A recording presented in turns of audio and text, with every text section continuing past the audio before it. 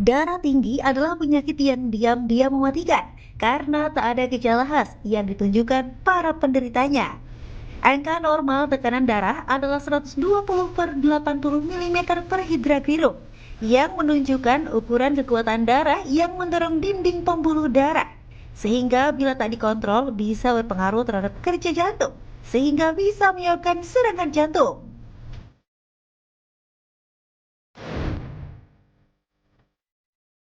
Hipertensi bisa terjadi karena berbagai sebab, seperti pola hidup tidak sehat dan mengkonsumsi makanan tinggi sodium, atau stres yang umum dirasakan oleh kaum urban saat ini.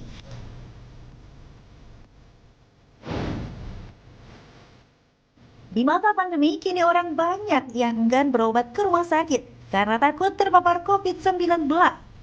Untuk mengatasinya, selain disarankan untuk mengkonsumsi obat agar tekanan darah tetap terkontrol, sekarang masyarakat banyak memilih mengkonsumsi ramuan herbal berkhasiat obat yang bersumber dari alam dan dipercaya bisa menurunkan tekanan darah tinggi, seperti rimpang jahe, temulawak, kayu manis, kencur, bawang putih, hingga seledri.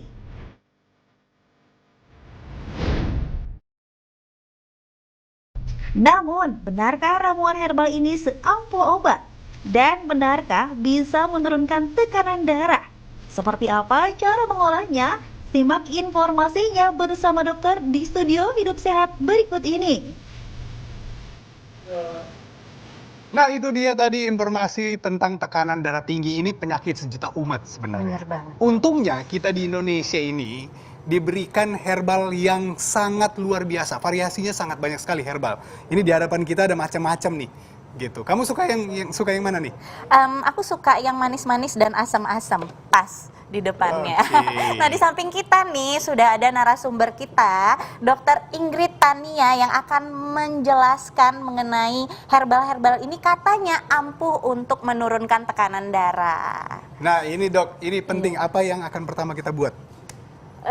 Jadi untuk menurunkan tekanan darah itu yang paling terkenal juga ya di negara kita tuh biasa pakai seledri. Wah, Seledri nih ya, kalau yang segarnya Dan seperti seledri ini ya. banyak ya menjadi teman dari lauk dan Iya, lain-lain. bikin sayur sop pakai seledri kan. Betul, Nah, betul. iya. Karena seledri ini bersifat diuretik. Jadi dia akan membantu mengeluarkan Mengeluarkan cairan. cairan, Iya. sehingga akan menurunkan tekanan darah. Langsung kita bikin ya. Oke. Ya. Ini bahannya apa-apa aja nih, Dok? Iya, ini seledrinya 10 gram. Ya. Kumis kucing 5 gram dan pegagan 5 Sambil gram. dimasukin kali Iya, ya, Dok sambil ya. dimasukin semua ya. Seledrinya Ya, ada 10 pegagan. gram. Terus tadi daun kumis kucing ya, Iya, kumis 5 kucing. gram. Terus 5 gram pegangan 5 ya. gram pegagan. Pegagan. Pegagan. Pegagan sama 5 gram kumis kucing. Kita rebus. Jadi sebelumnya airnya Ini mendidih berapa lama dulu nih? ya.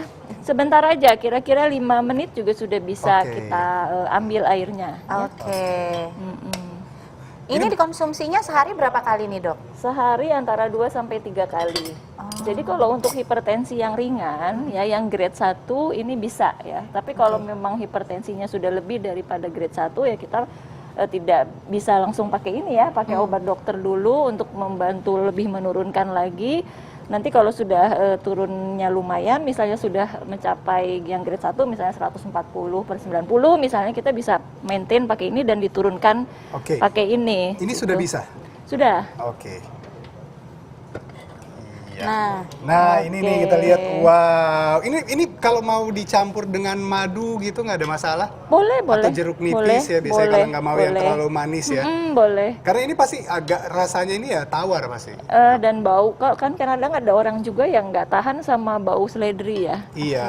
Jadi Jadi kalau- lemon itu bisa membantu sebenarnya ya buat teman-teman. Lemon itu bisa bantu untuk mengurangi bau dari seledrinya itu. Oke, nah Dok, jadi pemirsa kalau misalnya nih ya, ini seledrinya kita Saya mau langsung coba makan atau lagi ngetren nih jus seledri. Nah itu tuh gimana? Bisa nggak, Dok? Cukup nggak untuk menurunkan tekanan darah? jus seledri bisa juga kita pakai Oke. dengan takaran tadi yang sama, sebenarnya bisa ya, 10 gram kita jus.